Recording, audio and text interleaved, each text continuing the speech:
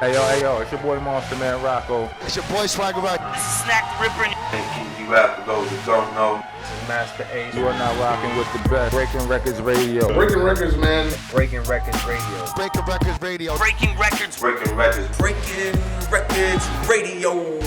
Let's go. Breaking Records Radio. Press 5-9. Breaking Records Radio. Breaking Records, man. Radio is like the place to be. I don't know, fuck strange music, man. Breaking Records Radio and the place to be, you know what it is. And so like you got the Scared of Revolution documentary. Has it come out publicly yet, or is it still in under wraps? We're still going through minor creative shit in there, so I don't know. They're still telling me there's gonna be some other stuff they're gonna be doing in a minute, in a while. So all I gotta do is just be patient. You know, I just have to be patient. Have you seen it? Yep, I had an opportunity to watch it. It got Michael forwarded it to me, and I actually just finished watching it about 20 minutes ago. It's amazing. Sorry? What do you think of it? I thought it was amazing. Very informative. Yeah. I thoroughly enjoyed it. You know, The Last Poets, though, I'm very familiar with you guys as a unit. I was never that familiar with you guys individually. So to see your whole story, everything from, you know, pawning off your sister's record player to get your bus ticket to go to Harlem, you know, all of that up until, you know, the music you guys put out, you know, selling 1 million records, you know, all the way forward to ending up becoming a part of the 80s crack era and, you know, going through that at the lowest level possible to, you know, the comeback and, you know, being a great grandfather you are now and stuff. Like, full circle is just a great story, man. And I think I think it's important a lot of people see it. And I think, you know, I really enjoyed it. And I think it was very well done. I appreciate you, man. I really appreciate you, and thank you for that. I really appreciate you. But like I said, you know, the whole thing was the way I even came about to becoming a part of the group. It was at N.W.A College back in 68, and I was head of security, because, you know, everybody said, well, pull Umar, put him head of security. He's a crazy nigga. He'll shoot people. He'll protect us. So Abiel Doom came up to his desk and said, you know, I'm because back then he had a real deeper voice. And he said, I'm Abiel Doom. I'm one of the last poets. I said, well, brother, I don't care who you are. Well, we're from New York. I don't care who you got to check in. You got to check in, man. You got to get some more note, man. I'm telling you, I'm on the show. So listen, at that time, I had a 45 or 38 under my tunic on my revolutionary jacket, and I just pulled that up, and he said, okay, I'll check in, man. So he checked in. But then when I saw what him and Felipe and Dylan King were doing from the stage and David Nelson, it just messed me up. So that's it. I got to be a last poet. Because I was doing a little writing, a little poetry that I had done in my school. I know I wrote my senior classes. I wrote a poem for my whole senior class, and I wrote about my two principals in my school, the assistant principal and the head principal, whom I didn't like at all.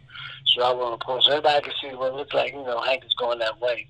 He was doing a lot of poetry. So I just said, well, let me see if I can go up to it. And at that time, in Akron, Ohio, you know, we were fighting against the police for, you know, constantly and for ever since they wanted to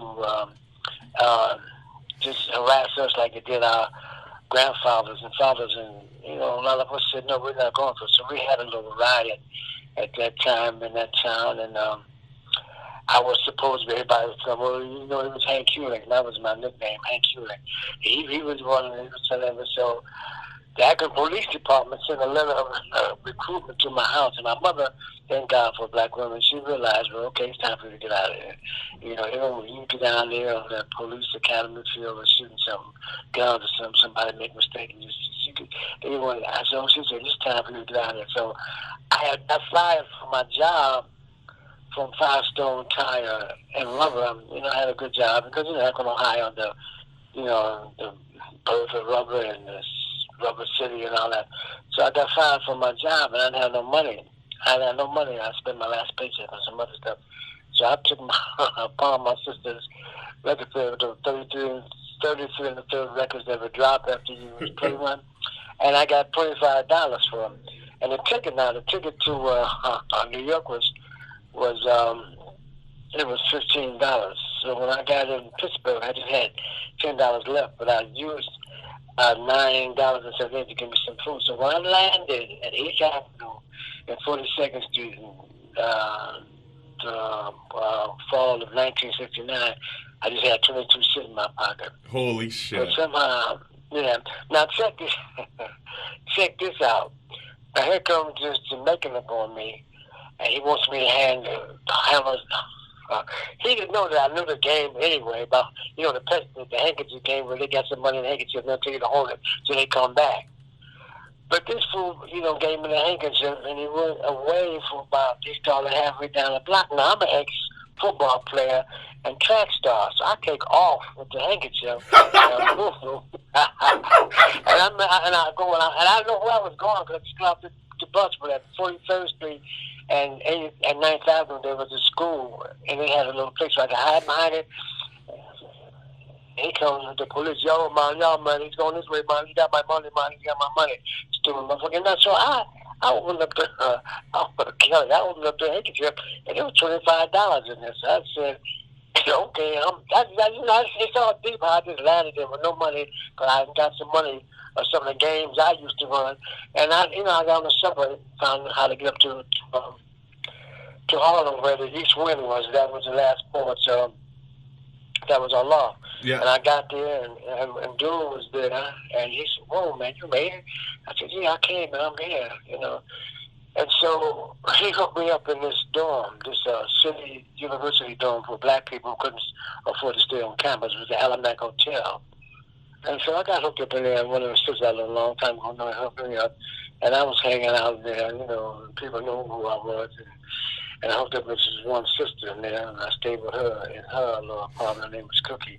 And so I knew I wanted to come and be a last poet, but I didn't know how soon it was going to happen. But next week, June, because Garland Kane had left and David Nelson had left and Felipe had left, which is so they had left the original lineup. Yeah, the original players. So Dude gets me hooked up in the Alamac Hotel. And so that next week, like I said, I know I come to be the last poet. I know it's going to happen for that. So he said, listen, he told the students, he said, listen, there's a brother here from Ohio. And